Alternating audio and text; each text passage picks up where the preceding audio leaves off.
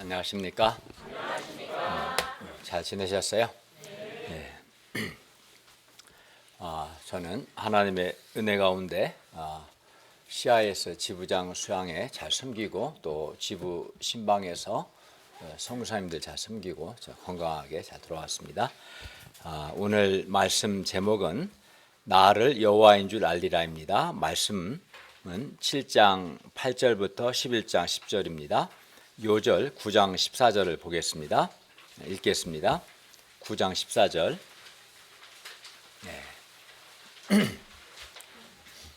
시작. 내가 이번에는 모든 재앙을 너와 내 신하와 내 백성에게 내려 온 천하에 나와 같은 자가 없음을 내가 알게 하리라. 기도하겠습니다. 은혜로우신 주님, 오늘도 우리가 살아계신 성부 하나님, 성자 하나님, 성령 하나님께 예배드리도록 은혜 주심을 감사합니다. 우리가 주님께 감사하고 주님을 기쁘시게 하는 예배가 되게 하여 주시고, 주께서 우리의 많은 허물과 죄를 예수님의 피로 용서해 주시고 하나님의 말씀으로 우리의 내면을 밝게 해주시고 우리 영혼의 생명이 풍성할 수 있도록 도와주십시오. 예수님의 이름으로 기도하였습니다. 아멘. 하나님께서는 전능하시기 때문에 단 한 번에 이스라엘을 출애굽시키실 수 있었습니다. 그러니까 이스라엘은 애굽에서 바로의 노예로 살았는데 바로의 노예 상태에서 해방시킬 수 있으셨습니다. 하나님은 단번에. 그러나 하나님께서는 바로와 애굽에 대해서 오늘 본문을 보면 열 재앙을 내리신 후에야 이스라엘을 출애굽시키십니다. 그러면 그 이유가 뭘까요? 하나님께서 왜 이스라엘 자손을 단 한 번에 애굽 노예 상태에서 출애굽시키시지 않으시고 왜 여러 가지 재앙, 10번의 재앙을 내리신 후에야 이스라엘 백성을 왜 출애굽시키신가요? 오늘 말씀을 통해서 첫째는 열 재앙 사건에 나타난 하나님이 어떤 분이신가를 배우고, 둘째는 우리가 하나님의 백성으로서 자부심을 갖고, 셋째는 하나님께 대한 우리의 자세가 어때야 하는가, 넷째는 또 우리가 구원 역사를 어떤 자세로 섬겨야 하는가 배울 수 있기를 기도합니다. 오늘 말씀은 분량이 되게 많죠. 이렇게 프린트물을 잘 보고 본문을 잘 따라오시는 게 좋습니다. 7장 8절부터 13절 보십시오. 7장 8절부터 13절은 아론의 지팡이가 뱀이 되어 애굽 요술사들의 지팡이를 삼키는 내용입니다. 7장 12절에 나오죠. 이는 여호와께서 모세와 아론을 바로에게 보내셨다는 것과 하나님의 권세 앞에 바로의 권세가 감히 대항할 수 없음을 의미하는 이적입니다. 그러니 바로는 모세를 통해 주시는 하나님의 말씀을 들어야 합니다. 그러나 7장 13절을 보면 바로의 마음이 완악하여 모세와 아론의 말을 듣지 아니했습니다. 이제 7장 4절부터 11장 10절은 여호와께서 바로와 애굽에 내린 10가지 재앙들입니다.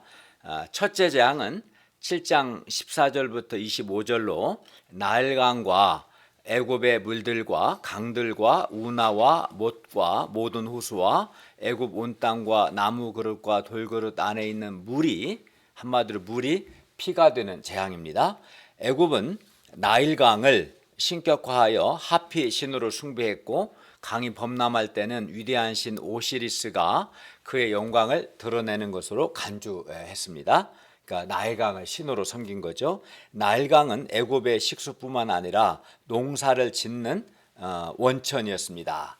그런데 이러한 나일강이 피가 되니까 나일강의 물고기가 죽고 그 물에서는 악취가 나고 애굽 사람들이 그 물을 마실 수 없었습니다.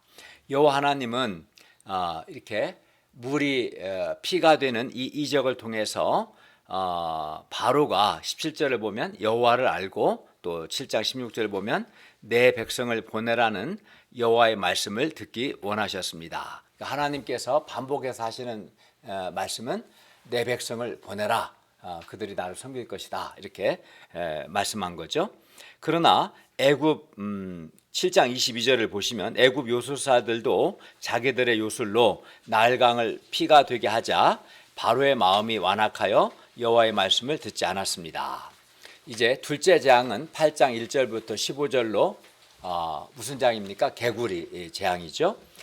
애굽 사람들은 개구리를 풍부와 다산의 신호로 생각했습니다. 그래서 애굽 사람들은 개구리를 먹지 않습니다. 또한 개구리 모양을 한 신들이 많았는데 그 대표적인 신이 헤크트라는 신입니다. 그런데 그들에게 풍부한 결실을 가져다 주는 것으로 믿은 그 신이 오히려 재앙이 된 겁니다.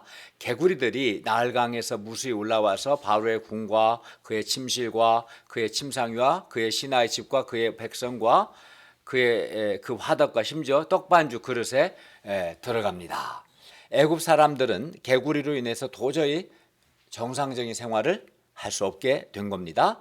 그들은 잠을 잘 수도 없었고 식사를 할 수도 없었습니다. 하나님은 개구리 재앙을 통해서 애굽 사람들이 섬기던 신이 축복이 아니라 도리어 저주라는 사실을 가르쳐 주셨어요. 그리고 바로가 8장 1절 내 백성을 보내라 그들이 나를 섬길 것이니라 하신 여호와의 말씀을 듣기 원하셨습니다. 그러나 8장 7절에 보면 요술사들도 자기 요술대로 그와 같이 행하여 개구리가 애굽 땅에서 올라오게 했습니다. 8장 8절을 보십시오. 바로는 모세에게 여호와께 구하여 개구리를 떠나게 해주면 이스라엘 자손을 보내겠다고 했습니다. 8장 10절을 보십시오. 모세는 바로에게 우리 하나님 여호와 같은 이가 없는 줄을 알게 하겠다라고 말하고 하나님께 구하여 개구리 재앙이 끝나게 해 주었습니다. 그러나 바로는 숨을 쉴 수 있게 되자, 그러니까 개구리 재앙이 끝나니까 숨을 쉴만 하겠죠. 그러자 그의 마음을 완강하게 하여, 약속을 안 지킨 거죠. 그의 마음을 완강하게 하여 모세와 아론의 말을 듣지 아니했습니다. 이렇게 해서 두 번째 재앙이 끝난 거죠. 셋째 재앙은 8장 16절부터 19절로 애굽의 온 땅의 티끌이 다 이가 되어 사람과 가축에게 오르는 재앙입니다. 그러니까 이 재앙이죠. 첫째 재앙은 물이 피로 바뀌는 재앙이고, 둘째 재앙은 개구리 재앙이고, 셋째는 애굽의 티끌이 이가 되는 재앙이죠. 그 이가 가축과 사람에게 오르는 재앙입니다. 8장 17절을 볼까요? 아론이 지팡이를 잡고 손을 들어 애굽 땅에 티끌을 치매 애굽 온 땅의 티끌이 다 이가 되어 사람과 가축에게 올랐습니다. 8장 18절 19절을 보면 요술사들도 자기 요술로 그와 같이 행하려 하였으나 하지 못합니다. 그러니까 첫째, 둘째 재앙은 요술사들이 흉내를 냈지만 셋째 재앙부터는 이제 못하는 거죠. 그러자 요술사들이 이제 이는 하나님의 권능입니다라고 인정합니다. 자기들이 할 수 없으니까. 그러나 바로의 마음이 완악하여 19절을 보면 그들의 말을 듣지 않습니다. 넷째 재앙은 8장 20절부터 32절로 파리 재앙입니다. 넷째 재앙이 중요합니다.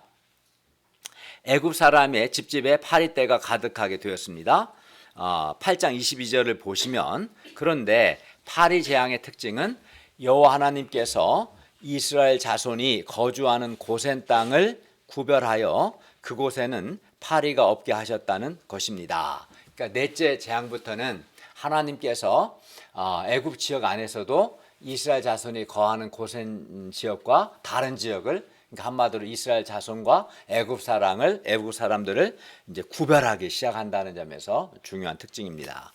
그런데 상식적으로 생각하면, 저는 어렸을 때 저희 집이 소를 키웠어요. 그래서 이제 제가 잘 아는데, 상식적으로 생각하면 가축이 많은 고센 지방에 파리가 많아야 합니다. 그러니까 가축이 있고 가축이 똥이 있고 그러면 파리가 막 들끓죠. 그러나 이스라엘 자손이 거주하는 고센 땅에는 파리가 한 마리도 없고 애굽 사람들이 거주하는 땅에만 파리떼가 가득했습니다. 상식적이지 않죠. 그리하여 이를 통해 바로가 이스라엘 자손의 하나님 여호와는 살아계신 참 하나님이심을 알게 됩니다. 그러나 바로는 여전히 그의 마음을 완강하게 하여 이스라엘 백성을 보내지 않았습니다. 이제 다섯째 재앙은 9장 1절부터 7절로 심한 돌림병 재앙입니다. 애굽의 가축에 심한 돌림병이 생겨 죽습니다. 그러나 9장 3절, 4절, 7절을 보시면 이스라엘 자손에게 속한 것은 하나도 죽지 아니합니다. 왜냐하면 넷째 재앙부터 하나님께서 이스라엘과 애굽을 구별하셨기 때문에 파리 재앙이 이스라엘 자손이 거하는 곳에는 없었던 것처럼 이 심한 돌림병도 그 이스라엘 자손에게 속한 것은 하나도 임하지 않았던 거죠. 그러나 바로는 이걸 보면서 이스라엘의 하나님 여호와가 정말 살아계신 참 신이시구나 깨닫고 회개해야 하는데 바로는 여전히 마음이 완강하여 백성을 보내지 않았습니다. 이제 여섯째 재앙인데요. 여섯째 재앙은 9장 8절부터 12절로 악성 종기 재앙입니다. 하나님은 애굽 사람과 그러니까 이스라엘 자손에게는 악성 종기가 일어나지 않죠. 애굽의 사람과 짐승에게 9장 9절을 보면 악성 종기가 생기게 하셨습니다. 9장 11절을 보면 그리하여 요술사들도 악성 종기로 말미암아 모세 앞에 서지 못했습니다. 그러나 여호와께서 바로의 마음을 완악하게 하셨으므로 바로는 그들의 말을 듣지 않았습니다. 일곱째 재앙은 9장 13절부터 35절로 우박 재앙입니다. 우박 재앙도 중요한 특징이 있는데 우박 재앙의 특징은 사람이나 짐승이나 무릇 들에 있는 것에 우박이 내려 죽게 한다는 것입니다. 그러니까 우박 재앙부터는 애굽 사람들이 이제 죽기 시작합니다. 그러니까 그 전까지는 죽진 않고 가축들에게 주로 임하고 사람에게 돌림병이든 뭐 이제 악성 종기가 임해도 죽지는 않았는데 일곱째 우박 재앙부터는 이제 심판의 강도가 세져요. 애굽 사람들이 죽고 넷째 재앙부터는 이스라엘과 애굽을 구별했던 거고요. 셋째 재앙부터는 애굽 요술사들이 흉내를 못 내죠, 그죠? 넷째 재앙부터는 하나님이 애굽과 이스라엘을 구별하고 넷째 재앙부터는 이스라엘 자손에게는 재앙이 임하지 않고 애굽 사람들에게만 재앙이 임하고 이제 일곱째 재앙 우박 재앙에는 이제 직접적으로 사람 죽습니다. 지금까지는 즉 여섯째 재앙까지는 하나님께서 애굽 사람을 죽이지는 않으셨습니다. 그러나 일곱째 우박 재앙 때는 처음으로 사람의 생명까지도 빼앗습니다. 그리하여 여호와께서 우박을 애굽 땅에 내리심에 우박이 내림과 불덩이가 우박에 섞여 내림이 심히 맹렬하여 사람과 짐승을 막론하고 밭에 있는 모든 것을 치셨고 밭의 모든 채소를 치고 들의 모든 나무를 꺾으셨습니다. 바로가 회개하지 않았기 때문에 하나님의 심판의 강도는 점점 높아집니다.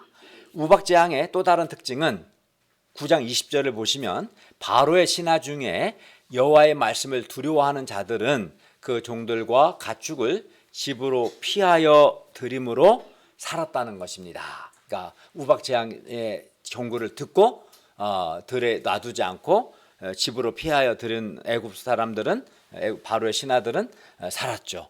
이는 비록 이방인이라도 여호와 하나님을 두려워하여 그의 말씀에 순종하는 자는 재앙 중에서도 구원을 받는다는 것을 말해줍니다. 이제 여덟째 재앙은 10장 1절부터 20절로 메뚜기 재앙입니다. 9장 31절을 보면 우박 재앙 때 삼과 보리가 상하였으나 32절을 보면 9장 32절입니다. 밀과 쌀보리는 자라지 아니한 고로 상하지 아니했습니다. 그러자 바로는 이것을 믿고 아직 우리에게는 밀과 쌀보리가 남았다 이렇게 생각하고 교만했습니다. 하나님은 이런 바로를 책망하십니다. 10장 3절을 다 같이 읽겠습니다. 시작.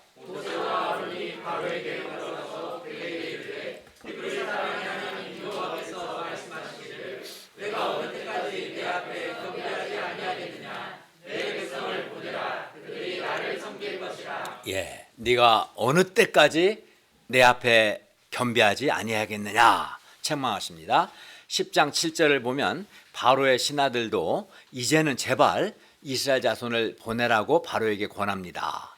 그러나 바로가 여전히 여호와의 말씀을 듣지 않자 하나님은 메뚜기를 보내 우박에 상하지 아니한 밭의 모든 채소를 먹게 하셨습니다. 10장 15절을 보면 메뚜기가 온 땅을 덮어 땅이 어둡게 되었으며 메뚜기가 우박에 상하지 아니한 밭의 채소와 나무 열매를 다 먹었으므로 애굽 온 땅에서 나무나 밭의 채소나 푸른 것은 남지 아니했습니다.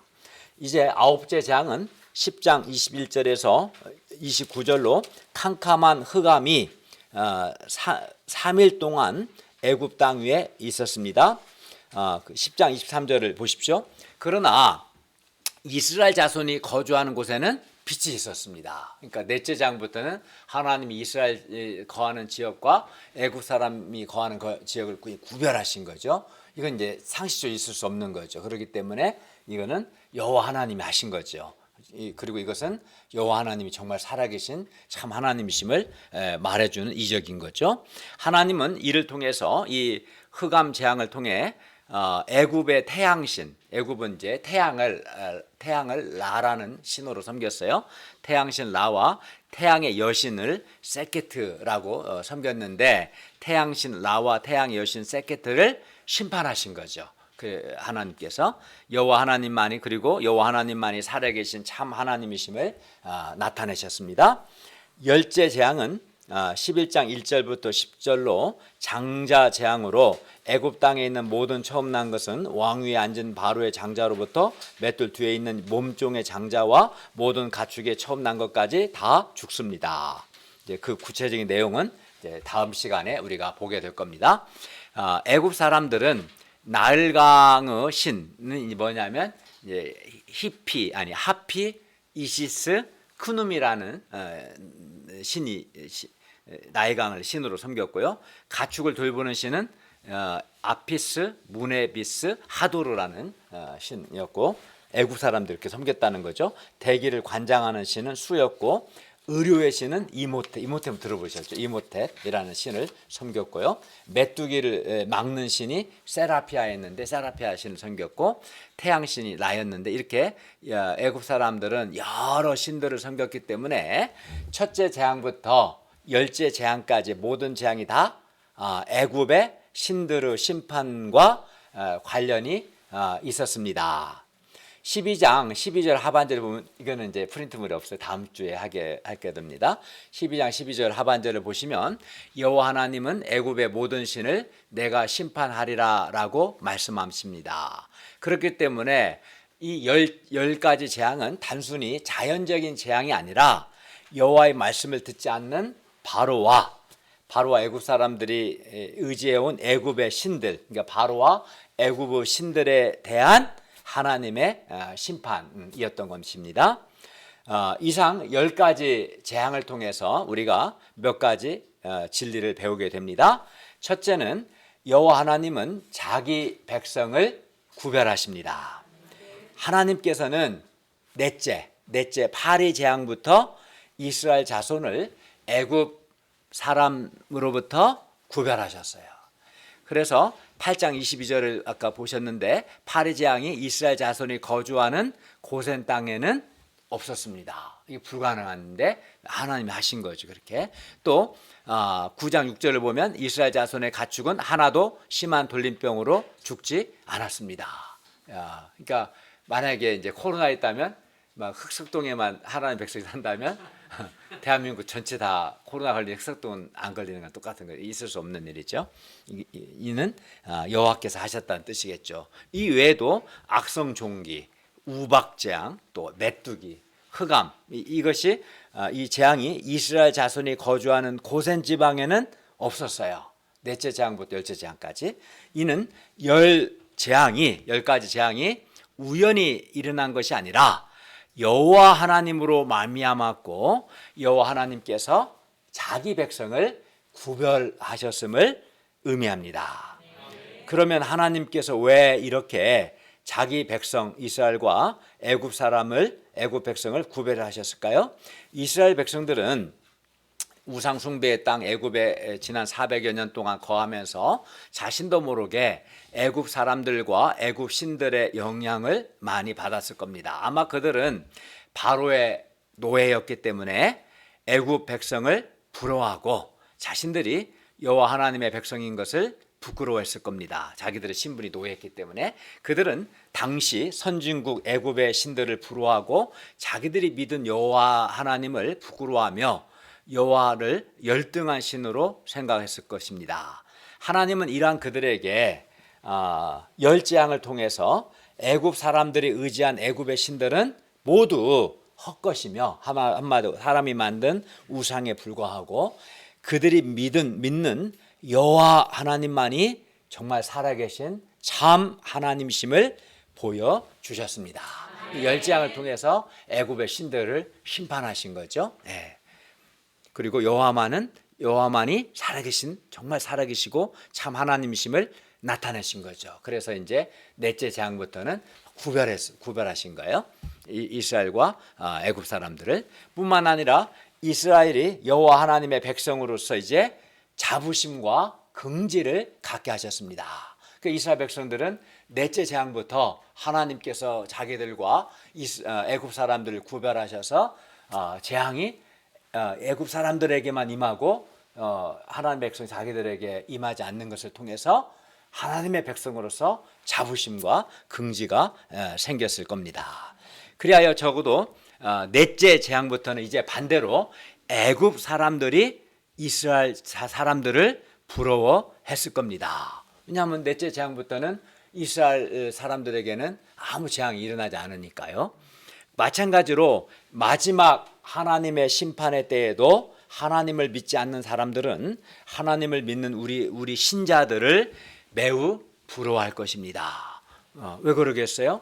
왜냐하면 신자들은 영광스러운 몸으로 부활하여 새하늘과 새 땅에서 영원히 복을 누리게 되는데 반면에 불신자들은 불못에 던져져서 영원히 심판을 받기 때문에 불신자들이 하나님의 최후의 심판 앞에서 우리 신자들을 부러워할 겁니다. 믿지 않는 자들이 이 하나님의 심판 앞에서 돈, 권력, 세상에서의 성공, 또 세상의 그 화려함이 이 하나님의 심판 앞에서는 아무 도움이 되지 않는다는 것을 깨닫게 될 것입니다. 그러나 그때는 이미 늦습니다. 살았을 때 돌이켜야지 죽은 다음은 기회가 없습니다. 우리가 이 땅에서 여호와 하나님의 백성으로 살고자 할 때 세상 사람들의 삶의 방식과 구별된 삶을 살아야 하기 때문에 우리는 주일 예배도 드리고 거룩한 삶을 살기 때문에 불이익도 있고 또는 조롱도 있고 또는 어려움도 있습니다. 그러나 여호와 하나님께서 살아계신 하나님께서 자기 백성을 불신자들과 구별하시기 때문에 우리에게 여호와 하나님의 구원과 도우심과 은혜와 자비와 긍휼이 있습니다. 우리에게 하나님의 도우심이 있습니다. 우리에게 또 영광스러운 몸의 부활과 새하늘과 새 땅에 대한 소망이 있습니다. 반면 하나님을 믿지 않는 사람들은 심판의 부활을 하고 불못에 던져져 밤낮으로 영원히 고통합니다. 여러분, 우리가 믿는 여호와 하나님만이 유일하시고 살아계신 참 하나님이십니다. 여호와 같은 신이 없습니다. 세상 것들은 다 우상에 불과한 거죠. 그러니 우리가 이 땅에서 이제 오늘 말씀을 통해서 하나님의 백성으로서 자부심과 긍지를 가질 수 있기를 바랍니다. 네. 둘째, 여호와 하나님은 자기 백성이 여호와를 섬기기를 원하십니다. 하나님께서 모세를 통해 바로에게 전한 메시지는 7장 16절, 8장 1절, 20절, 9장 1절, 13절, 14, 10장 3절 계속 반복되는 메시지가 뭐예요? 내 백성을 보내라. 그들이 나를 섬길 것이니라. 이 말씀이 반복됩니다. 바로에게 주신 메시지 이겁니다. 내 백성을 보내라. 그들이 나를 섬길 것이다. 하나님께서 원하시는 것은 자기 백성이 여호와 하나님을 섬기는 것입니다. 그리고 여기서 여호와 하나님을 섬긴다는 것은 하나님을 예배하고 하나님을 위해서 일한다는 뜻입니다. 하나님은 이스라엘 자손이 하나님을 위해서 일하는 백성이 되기를 원하셨습니다. 지금 하나님 백성 이스라엘은 바로 밑에서 바로의 노예가 되어 바로를 위해서 일하고 있었습니다. 그런 그들에 대해서 하나님이 말씀합니다. 내 백성을 보내라. 그들이 나를 섬길 것이다. 그들이 바로가 아니라 나를 섬길 것이다. 이스라엘은 이제 바로를 위해서가 아니라 여호와를 위해서 일해야 합니다. 예를 들어 그들이 여호와 하나님이 맡기신 일, 그 제사장 나라의 사명을 감당할 거, 이게 여호와를 위해 일하는 것이고, 이렇게 할 때 먹고 사는 것은 여호와 하나님께서 책임져 주십니다. 그러니까 그들은 거룩한 백성이 되어서 제사장 나라의 사명을 감당하는, 불신자들에게 예수 그리스도의 복음을 전파하는 삶을 사는 것, 이게 제사장 나라의 사명을 감당하는 것이고, 이것이 그들이 여호와를 위하여 일하는 것이죠. 마태복음 6장 33절에서 예수님께서도 너희는 먼저 그의 나라와 그의 의를 구하라, 이렇게 그의 나라와 그의 의를 구하는 것이 우리가 여호와를 위해 일하는 것이고 여호와를 섬기는 것인데요. 그리하면 이 모든 것을 너희에게 더하시리라고 말씀하셨어요. 그러니까 먹고 사는 것, 삶에 필요한 것들을 하나님이 도와주신다고 약속하신 거죠.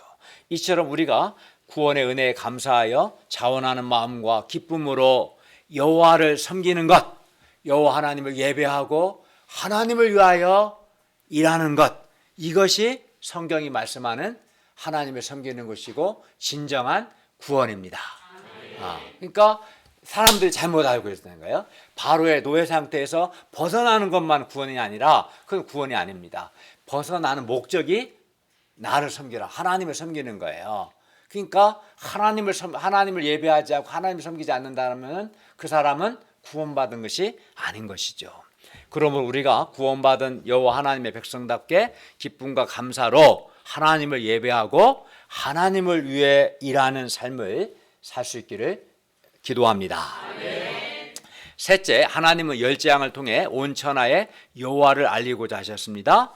여호와께서는 여호와만이 참 하나님이시며 이 세상에 여호와 같은 신이 없음을 바로와 애굽 사람들 그리고 이스라엘 자손들과 온 천하에 알리기를 원하셨어요. 그래서 7장 17절을 보시면 내가 이로 말미암아 날 여호와인 줄 알리라. 8장 10절 왕에게 우리 하나님 여호와 같은 이가 없는 줄을 알게 하리니. 8장 22절 이로 말미암아 이 땅에서 내가 여호와인 줄을 네가 알게 될 것이라. 9장 14절 온 천하에 나와 같은 자가 없음을 네가 알게 하리라. 10장 2절 너희는 내가 여호와인 줄 알리라. 이렇게 온 천하에 여호와를 알게 하고자 하셨어요.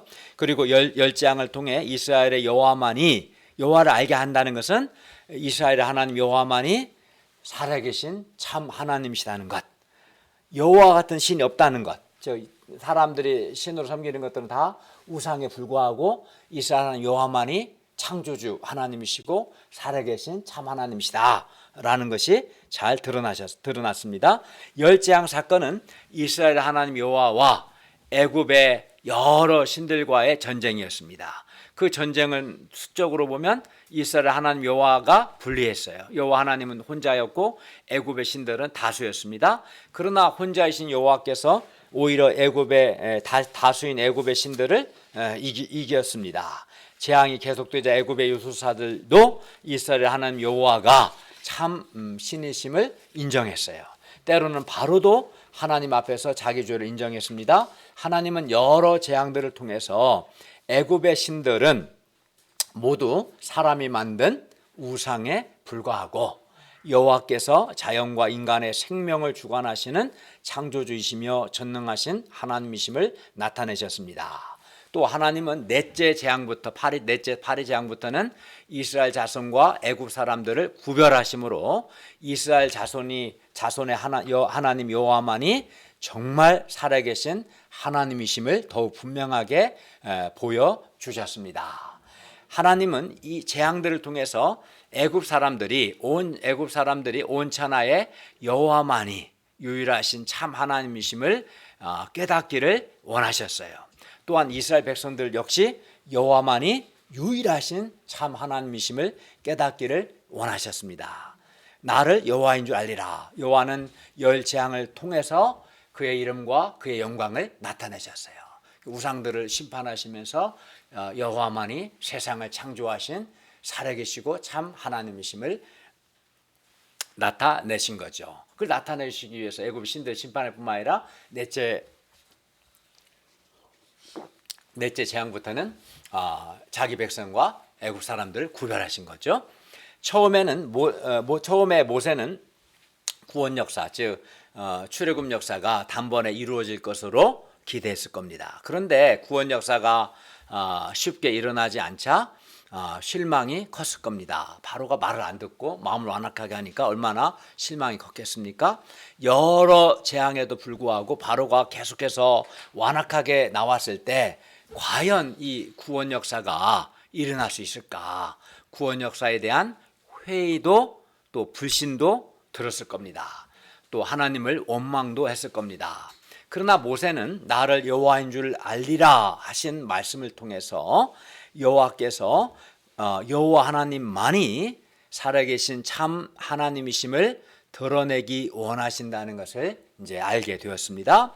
그리하여 모세는 이제 구원 역사에 대한 확신을 가지고 차분하게 한 단계 한 단계를 밟아 나갔고 10단계까지 밟았습니다. 그러니까 하나님이 능력이 없어서 단번에 자기 백성을 구원하지 않으신 것이 아니라 오히려 애굽 사람들, 이스라엘 사람들에게 온천하에 이스라엘 하나님 여호와만이 참 하나님이시다, 살아계신 참 하나님이시다라는 것을 나타내기 위해서 그렇게 하신다라는 것을 이제 모세가 깨달은 거죠. 그러니까 구원 역사에 대한 확신을 가지고 한 단계 한 단계, 심지어 10단계까지 밟은 거예요. 그러면서 그 과정에서 이제 여호와의 영광을 모세가 직접 가장 많이 체험하게 된 겁니다. 우리는 몇 단계입니까? 어떤 사람은 2단계일 수도 있고 3단계일 수 있겠죠. 우리는 구원 역사가 단번에 빨리 이루어지기를 원합니다. 내가 기도하는 사람이, 돕는 사람이 빨리 구원받고 빨리 변화되고 빨리 성장하기를 원하죠. 특히 우리 한국 사람은 더 빨리 원할 겁니다. 그러나 하나님의 구원 역사가 더디게, 매우 늦게 이루어지는 경우가 많습니다. 그러나 이때 우리가 이 과정을 통해 살아계신 여호와의 영광을 보고자 한다면, 즉 여호와만이 살아계신 참 하나님이심을 체험하고자 한다면 우리는 확신을 가지고 구원 역사를 섬길 수 있을 것입니다. 여호와께서 어떻게 일하시는가? 그러니까 우리 출애굽기에서는 10단계, 10가지 재앙을 통해 다 다르잖아요. 통해 일하신 것처럼 오늘 우리에게는 10가지 재앙은 아니겠지만 여호와께서 어떻게 일하시는가, 여호와 영광이 어떻게 나타나는가를 보고자 한다면 우리는 구원 역사가 단번에 이루어지지 않는다고 해서 마음에 불신하거나 불평하거나 원망하지도 않을 것이고 또 조급하지도 않을 것입니다. 단번에 일어나면 좋을 수도 있지만 여호와의 영광을 볼 수 없겠지, 그죠? 여러 단계에 걸쳐서 일어나기 때문에 하나님의 살아계심, 하나님의 능력, 하나님의 일하심을 우리가 다양하게 보게 됩니다. 그리고 나중에 우리는 이런 고백을 하게 될 겁니다. 하나님께서 구원하셨습니다. 하나님이 하셨습니다. 정말 하나님은 살아계시고 신실하십니다. 하나님만이, 여호와 하나님만이 참 하나님이심을 제가 믿습니다. 우리가 이 단계를 거치면서 이런 고백을 하게 될 겁니다. 우리가 출애굽기 말씀을 통해 아브라함의 하나님, 이삭의 하나님, 야곱의 하나님, 곧 성경에 기록된 여호와만이 참 하나님이심을 믿고 모든 우상들, 특히 오늘날 사람들에게 강력한 영향을 끼치는 돈 우상, 세상 성공이라는 우상, 세상 화려함이라는 이 우상들을, 이건 다 우상입니다. 왜? 이거는 우리에게 구원을 줄 수 없기 때문에, 하나님의 심판 앞에서 아무런 도움이 되지 않기 때문에 사람이 만든 우상이죠. 돈도 사람이 만든 우상이고, 세상 성공도 사람이 만든 우상이고, 세상 화려함도 사람이 만든 우상이고, 이거는 우리에게 구원을 주지 못합니다. 이러한 우상들을 우리가 그렇기 때문에 버리고 오직 여호와 하나님만을 예배하고 하나님을 위하여 일할 수 있기를 바랍니다. 넷째, 우리는 교만하지 않아야 합니다. 바로의 문제는 한마디로 교만입니다. 9장 17절에서 하나님 뭐라고 했어요? 네가 여전히 내 백성 앞에 교만하여 그들을 보내지 아니하느냐. 그의 교만을 책망하셨고요. 10장 3절에서도 네가 어느 때까지 내 앞에 겸비하지 아니하겠느냐 말씀하셨습니다. 교만은 하나님께서 하신 일들을 보고도 회개하지 않고 여전히 그 마음이 완악한 것을 의미합니다. 바로는 여호와 하나님이 모세를 통해 모세를 보내셨다는 이적도 보았고요. 또 열 재앙도 보았어요. 셋째 이 재앙부터는 애굽의 요술사들도 행할 수 없었고요. 그래야 요술사들 역시 이것은 하나님의 권능이라고 인정했습니다. 특히 넷째 파리 재앙부터는 여호와 하나님께서 이스라엘 자손과 애굽 사람들을 구별하셨기 때문에 이 재앙들이 여호와로 말미암았다, 여호와 하나님이 하셨다라는 것이 아주 분명하게 되었습니다. 여덟째 메뚜기 재앙 때는 애굽의 신하들마저도 제발 이제는 여호와의 말씀을 들으라 이렇게 말했습니다. 그러나 바로는 교만하여 여호와 하나님께서 하신 일들을 보고도 회개하지 않았습니다. 스스로 마음을 완악하게 했습니다. 바로는 둘째 개구리 재앙 때는 이스라엘을 보내겠다고 약속을 해놓고는 숨을 쉴 수 있게 되자, 재앙이 잠깐 끝나자 살만해지자 마음이 완강해졌어요. 바로는 파리 재앙, 심한 돌림병 재앙, 악성 종기 재앙, 우박 재앙, 메뚜기 재앙으로 인해 가축과 사람이 죽고 밭의 농사가 망해도 그때만 지나면 다시 마음이 완악해졌어요. 바로는 여호와의 살아계심과 그 크신 권능을 인정하면서도 계속해서 마음을 완악하게 하여 듣지 않았습니다. 바로를 통해 볼 때 교만한 자도 재앙을 통해 자기의 죄를 인정을 할 수 있습니다. 바로도 그래서 9장 27절에서 이번은 내가 범죄하였노라, 여호와는 의로우시고 나와 내 아의 백성은 악하도다, 자기 죄를 인정했어요. 10장 16, 17절에서도 내가 너희 하나님 여호와와 너희에게 죄를 지었으니 바라건대 이번만 나의 죄를 용서하고 너희 하나님 여호와께 구하여 이 죽음만은 내게서 떠나가라 라고 했습니다. 그 말만 들어보면 그가 정말 회개한 것 같아요. 정말 뉘우치는 것 같아요. 내가 잘못했다고 하니까 제발 이번 한번 봐주라, 내가 뉘우치겠다 했습니다. 그러나 교만한 자는 재앙의 고통이 사라지면 다시 마음이 완악해집니다. 그래서 반복합니다. 교만한 자들은. 그래서 교만한 자는 회개가 없습니다. 즉 회개에 합당한 열매가 없습니다. 바로의 경우 그가 회개한다는 것은 그에게 있어서 회개에 합당한 열매는 내 백성을 보내라는 하나님 말씀에 순종하여 하나님의 백성을 보내는 겁니다. 아무리 100마디 말해도 그건 회개가 아닙니다. 하나님의 말씀 순종해서 하나님의 백성을 보내는 것이 회개인 겁니다. 교만은 하나님께서 가장 싫어하시는 죄이기 때문에 교만한 자는 반드시 망합니다. 그러므로 우리가 반드시 하나님과 사람 앞에 겸손할 수 있기를 바랍니다. 그런데 다섯째 심한 돌림병 재앙까지는 바로의 마음을 완악하게 하는 주체가 바로 자신입니다. 바로가 자기 마음을 완강하게 완악하게 했어요. 근데 여섯째 재앙부터는 여호와께서 이제 바로의 마음을 완악하게 하십니다. 이는 무엇을 의미합니까? 이제는 바로가 회개하는 것이 불가능함을 의미합니다. 다섯째 재앙까지는 가능했어요. 근데 여섯째 재앙부터는 회개가 불가능합니다. 처음에는 바로가 교만하여 여호와께서 하신 일을 보고도 회개하지 않고 스스로의 자유 의지로 자기 마음을 완악하게 했어요. 그가 그러나 교만하여 계속해서 회개하지 않고 그 마음을 완악하게 하자 나중에는 하나님께서 바로의 마음을 완악하게 하심으로 이제는 더 이상 회개가 불가능한 상태에 이르게 된 겁니다. 하나님은 우리에게 오래 참으시며 회개할 기회를 주십니다. 그러나 영원히 참지는 않습니다. 교만하여 계속해서 회개하지 않고 스스로 완악하게 하면 나중에는 하나님께서 그 사람의 마음을 완악하게 하십니다. 그래서 그 사람은 더 이상 이제는 회개가 불가능하게 됩니다. 그리고 이것은 사람의 교만에 대한 하나님의 심판입니다. 그러므로 하나님께서 우리에게 회개할 기회를 주실 때 진실하게 회개하고 말로만이 아니라 회개에 합당한 열매를 맺어야 합니다. 계속 회개하기를 거부하면 나중에는 회개할 기회를 상실할 수도 있음을 알아야 합니다. 그리고 여호와께서 바로의 마음을 완악하게 하는 데에는 또 하나님의 뜻이 있습니다. 바로가 완악하기 때문에 오히려 여호와 하나님은 더 많은 재앙을 내리시고 이를 통해 여호와 하나님의 영광을 나타내십니다.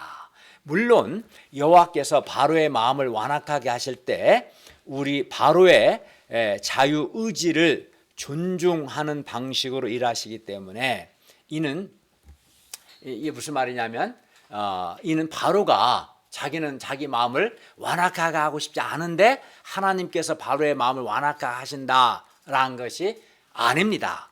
그러니까 하나님께서 바로의 마음을 완악하게 하셨다는 것은 바로가 자기 마음을 완악하게 하는 거예요. 그것을 하나님이 쓰셨다는 뜻이에요. 그러니까 신비한 거죠.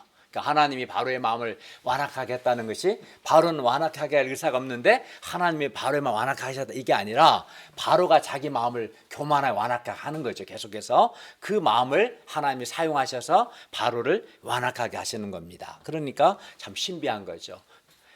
그리고 그렇기 때문에 결코 또 바로의 자유의지나 그의 책임이 배제되는 것은 아닙니다. 하나님은 우리의 자유의지를 반해서 일하시지 않습니다. 우리는 자기가 자기 마음을 교만하게 하는 겁니다.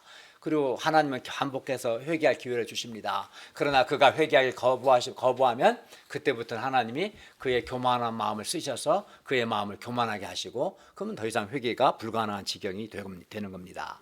우리가 사람을 도울 때 바로와 같이 교만하고 완악한 사람을 보면 우리 마음이 힘듭니다. 그러나 우리는 사람의 완악함 앞에서 실망하거나 낙심하지 않아야 합니다. 왜냐하면 하나님은 사람이 완악하기 때문에 하나님의 더 큰 능력을 나타내실 것이기 때문입니다. 그러나 그렇다고 여기 있는 우리가 교만하여 회개하지 않고 완악해서는 안 되겠습니다. 우리는 정말 교만하지 않아야 합니다.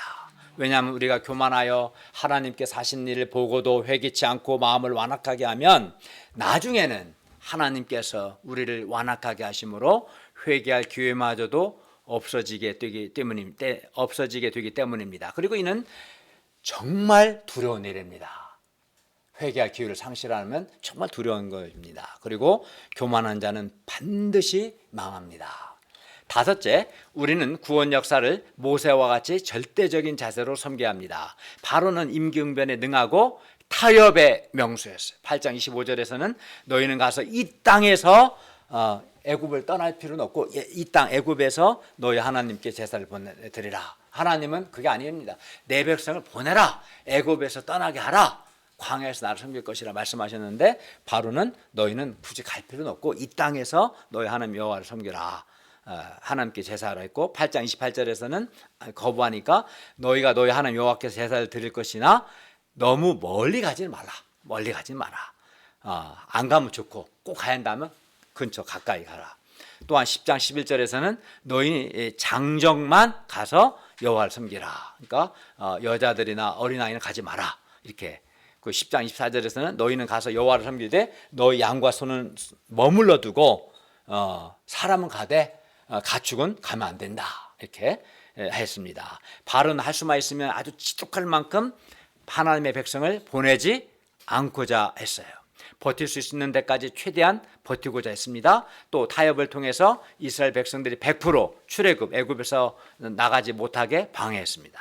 출애굽을 못하게 하는 이 바로는 바로 사탄을 상징합니다. 사탄은 우리로 하여금 100% 완전히 출애굽하지 말고 하나님과 세상 사이에서 양다리를 걸치며 신앙생활하도록 유혹합니다.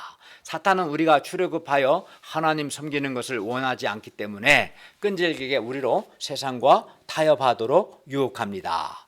만약에 이스라엘 자손이 계속 애굽에 머물면 그 애굽 신들과 하나님 사이에서 이렇게 상대적인 세속적인 혼합적인 신앙 즉 유선 숭배에 빠질 수 있기 때문에 하나님은 애굽을 떠나서 섬기라고 분명히 말씀하셨죠. 그러나 바로는 계속 떠나지 말도록 타협하죠. 사탄은 사람들에게 상대적인 생각을 심습니다. 야, 꼭 애굽을 떠나야만 하냐? 애굽에서 하나님 섬기면 되잖아. 이렇게. 좋다. 애굽을 가야 한다면 가되 너무 멀리 가지는 말라. 또 여호와를 섬기되 너희 남자들만 대표로 섬기면 되지 않겠냐? 그렇게 말하고 또 마음만 있으면 되지 굳이 가축까지 데려갈 필요가 있냐? 이런 식으로 계속 사탄은 타협을 요구하고 또 상대적인 생각을 심습니다. 또 우리에게는 어떻게 합니까? 그래 하나님을 섬기라 대신 성경 공부는 하도 예배는 드리지 마라. 또는 예배까지 드려야 돼? 그러면 성경 공부도 하고 예배도 드려. 대신 수예배를 드리거나 성경 선생 목자가 되면 안 돼. 거기까지 하지 마. 이런 식으로. 또는 하나님을 믿어. 대신 너무 열심히 믿지는 마.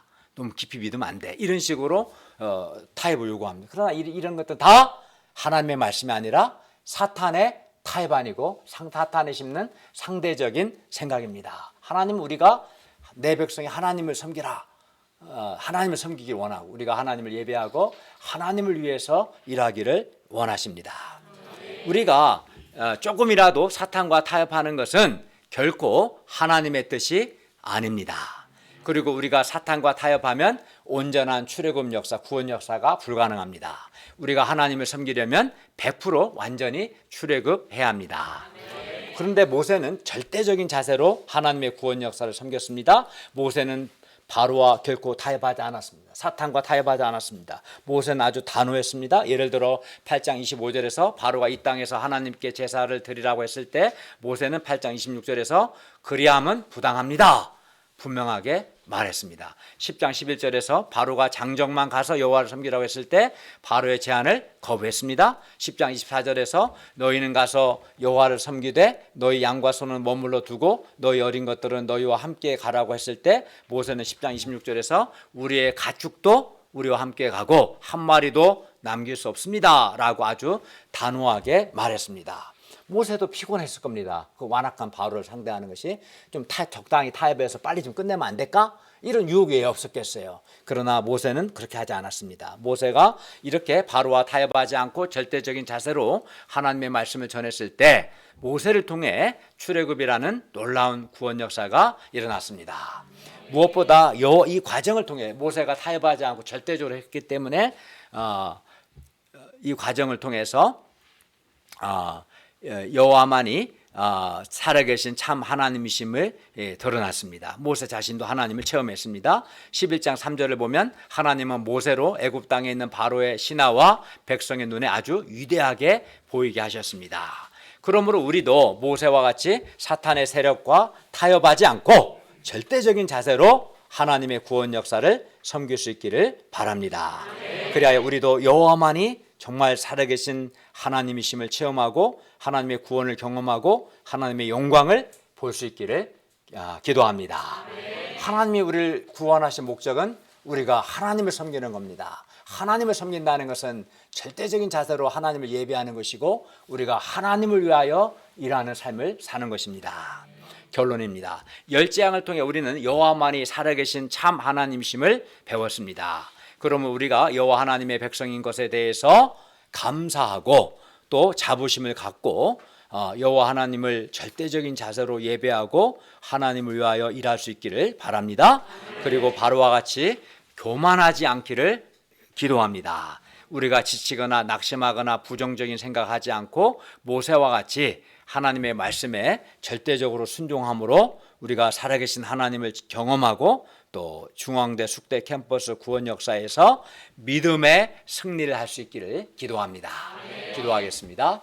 은혜로우신 주님, 오늘 열재앙 사건을 통해서 성경에 기록된 여호와 하나님만이 정말 살아계신 참 하나님이심을 우리에게 가르쳐 주셔서 감사하고 또 우리가 하나님의 백성인 것에 대한 자부심을 갖게 해주셔서 감사합니다. 또 우리가 하나님 앞에 겸손해야 하고 절대적인 자세로 구원 역사를 섬겨야 함을 가르쳐 주셔서 감사합니다. 우리가 하나님은 살아계시고 하나님은 신실하시고 하나님은 지금도 절대적인 자세를 가진 자를 통해서 구원 역사 이루신다는 것을 확신하고 확신을 가지고 하나님의 영광을 보고자 하는 소원 가운데 하나님의 구원 역사를 섬기고 우리가 또 하나님의 백성으로서 자부심을 갖고 하나님을 섬길 수 있도록 도와주십시오. 예수님의 이름으로 기도하였습니다. 아멘.